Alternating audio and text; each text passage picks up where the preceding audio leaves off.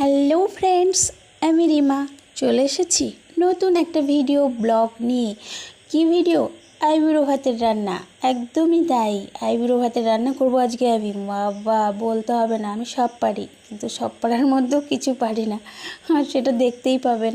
আচ্ছা, সঙ্গে থাকবেন, যাবেন না কোথাও, ভালোবেসে পাশে থাকবেন, ভালো লাগলে একটু লাইক করবেন।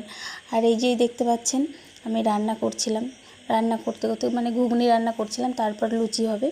তো আমাকে লুচি বেলতে দিয়েছিল। ফার্স্ট আমি গোল গোল করছিলাম, কিন্তু আমাকে বললো লুচিটা বেলে দে আমার যা। তো যাই হোক, আমি লুচি বেলতে এসে যে কত দেশের ম্যাপ তৈরি করে ফেলেছি আর কি বলবো। আমি একটা শর্ট ভিডিও দিয়েছিলাম ম্যাপ তৈরির। তো যাই হোক, ম্যাপটাই কে তৈরি করতে পারে বলুন। তো আমি ম্যাপ তৈরি করছি দেখে আমার যা, আমার ছেলে সবাই মোটামুটি হাসাহাসি করছে খুব। তো হাসুক, আর কি করব, আমি যেটা পারি না সেটা পারি না, কি করব, কিন্তু চেষ্টা করছি এইভাবেই। তো যাই হোক, সে তো চিবিয়েই খেতে হবে, ছিঁড়ে ছিঁড়েই খেতে হবে, অত দেখে লাভটা কী আছে।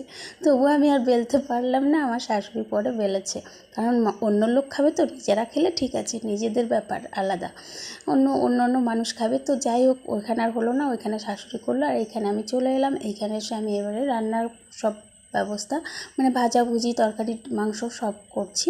তো এই দেখুন, আমি বেশি ভিডিও করতে পারিনি, ঠিক আছে। তো এইভাবে আমি রান্না বান্না কমপ্লিট করা হয়ে গেল আমার। তারপর থালা সাজানো হয়ে গেছে, পাত্রও রেডি হয়ে গেছে, কারণ ওরা তো চলে এসেছে, ওদেরকে খেতে দিতে হবে। তো এইভাবে থালা সাজিয়েছি। এই কেমন হয়েছে বলুন তো একটু বন্ধুরা, যদি ভালো লাগে তাহলে বলবেন। অ্যাকচুয়ালি না, সবাই দেখি ফুল টুল দিয়ে সাজায়, আমরা ফুলটা দিই না ইচ্ছা করে, কারণ কি, এটা তো খাবার জায়গা, তাই না, এঁঠো হবে। তারপর ফুল তো পুজোর কাছেই লাগে, যেখানে ভগবানের কাছে ফুল দিতে হয় সেখানে খাবার কাছে, এঁঠোর কাছে ফুল দেওয়াটা উচিত না। তো আমরা দিইনি। তো আমরা যেমন খাই তেমনই দিয়েছি। তো শুধু এবার আশীর্বাদ করতে তো ধূপকাঠি প্রদীপ জ্বালতেই হবে, তো ওটা জ্বালানো হয়েছে সেই কারণে, কারণ শুভ কাজে তো ধূপকাঠি প্রদীপ দিতেই হয়। তো সেই কারণে সবাই আশীর্বাদ করছে, বড়রা সবাই মিলে খুব মানে আশীর্বাদ করছে। এটা হচ্ছে আমার মাসি শাশুড়ি, আর এটা আমার শাশুড়ি, মানে দু বোন আমার মাসি শাশুড়ি, মানে রাজশ্রীর ঠাকুমা, ঠিক আছে, রাজশ্রীর ঠাকুমা এখন আশীর্বাদ করছে ওটা। তো আশীর্বাদ করছে, করুক, আপনারাও দেখতে থাকুন, সঙ্গে থাকুন, একদম কিন্তু চলে যাবেন না আর ভুলে যাবেন না। আরে বাবা, ভিডিওটা তো পুরোটা দেখুন, তারপরে বলবেন কেমন লাগলো। দেখবেন তো, দেখবেন কিন্তু, ওকে, কেউ চলে যাবেন না ছেড়ে। তো ধান দুব্বা দিয়ে আশীর্বাদ করা হচ্ছে, আশীর্বাদ করে তারপর খাওয়া হবে। খাবে কি, মেয়ের তো খাওয়াই বন্ধ হয়ে গেছে, যত বিয়ের দিন এগিয়ে আসছে মেয়ে তো খাওয়া বন্ধ করে দিচ্ছে। অ্যাকচুয়ালি তো একটা টেনশন তো আছেই, তারপরে আবার এক্সাইটেড, আর তো কটা দিন মাত্র।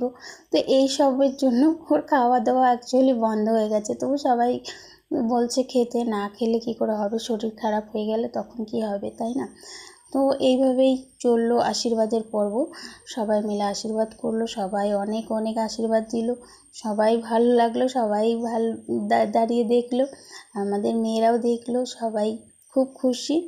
কারণ বিয়ে বলে কথা, বিয়ে বাড়িতে তো এই তো শুরু হয়ে গেছে, বিয়ের তোড়জোড়, মানে সবার মনে একটা আনন্দ, বিয়ে বাড়ি বিয়ে বাড়ি। আর আমার শাশুড়ি এই যে এইভাবে বসেছে কেন, কারণ আমার শাশুড়ির পায়ে ব্যথা, উনি বসতে পারে না ঠিক করে, দাঁড়িয়ে যে উপুর হয়ে, মানে উপুর হয়ে যে আশীর্বাদ করবে সেটাও পারবে না, কারণ হাঁটুতে ব্যথা, হাঁটুতে প্রবলেম, সেই কারণে উনি ওরকমভাবে বসে তার নাতনিকে আশীর্বাদ করছে। দুই ঠাকুমা মিলে নাতনিকে আশীর্বাদ করছে, খাইয়ে দিচ্ছে। কারণ যতই হোক, বিয়ে হয়ে যাবে, চলে যাবে পরের বাড়ি, এটা যে কি একটা কষ্ট, সেটা তো নিজের মানুষ ছাড়া কেউ জানে না, তাই না। খুবই আনন্দের মধ্যে একটা কষ্টের ব্যাপার, মেয়েদের বিয়েটা সত্যি একটা আনন্দ, কিন্তু তার মধ্যেও যে কি একটা কষ্ট, সেই কষ্টটা কাউকে বলে বোঝানো যাবে না। যাদের বাড়ির মেয়ে তারাই জানে, যে ছোটোর থেকে বড় করে একটা পরের হাতে, ছেলের হাতে তুলে দিতে হবে, সেই ছেলেটাকে জানি না চিনি না ভালো করে, সে নিয়ে কেমন রাখবে, কি করবে, মানে এইরকম টেনশন তো বাড়ির বড়দেরই হয়। আর সব থেকে তো বড় টেনশন হয় ঠাকুমাদেরই বেশি, কারণ ঠাকুমারা ওই যে বলে, আসলে যে সুদের দাম বেশি আমাদের, মানে তার ছেলের বউয়ের উপরে যদিও না টান বেশি থাকে, কিন্তু নাতি পুতির দিকে একদম 16 আনা। কারণ বুঝতেই পারেন, ঠাকুমা দাদু যেই বাড়িতে আছে তাদের নাতি পুতিদের একটু প্রশ্রয়টা বেশি, তার জন্য বদমাইশও হয় বেশি, কারণ ওদেরকে তো মারা যায় না, বকা যায় না, দৌড়ে চলে আসবে ঠাকুমা দাদু, সব দৌড়ে চলে আসবে। কারণ কি, তাদের কাছে আসলের থেকে সুদের দাম বেশি। তো যাই হোক, সবাই আনন্দের মধ্যেও একটু কষ্ট সবারই, যে বিয়ে হয়ে যাবে আর কদিন পরে চলে যাবে এই সবই বলছে। তো তবুও তার মধ্যে একটা আনন্দ, সবাই খাইয়ে টাইয়ে দিচ্ছে।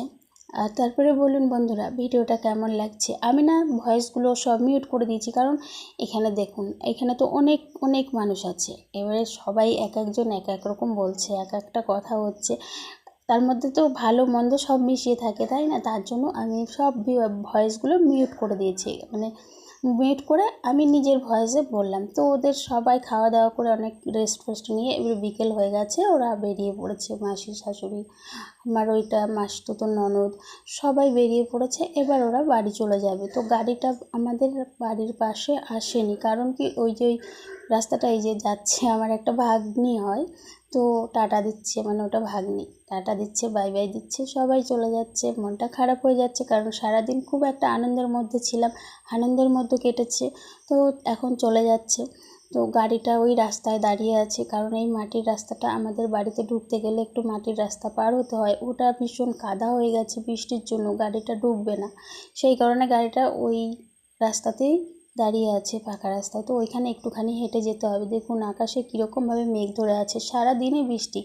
যদি বিয়ের দিনে বৃষ্টি হয় কেমন লাগে বলুন তো, বিরক্তকর ব্যাপার। আমি বলেছি কোনো বিয়ে বাড়ি কেন যে বর্ষাকালে করে আমি জানি না, আমি বলেছি বর্ষা হলে যাবই না। তো যাই হোক, আমাদের মেয়েরাও যাচ্ছে, আমার মেয়ে, আমার ভাসুরের মেয়ে, আমার ওই দেওর আসছে একটা কলকাতা থেকে, কোন্নগর থেকে, ওই দেওরও যাচ্ছে, কারণ ওদেরকে ছেড়ে দিয়ে তো গাড়িটা আবার ব্যাকে আসবে, তো ওরাও একটু অনেক দিন যায় না, ওদের বাড়িটা একটু ঘুরে টুরে চলে আসবে, সেই কারণে ওরাও গেল। তো আমিও গেলাম, টাটা বাই বাই, আবার দেখা হবে।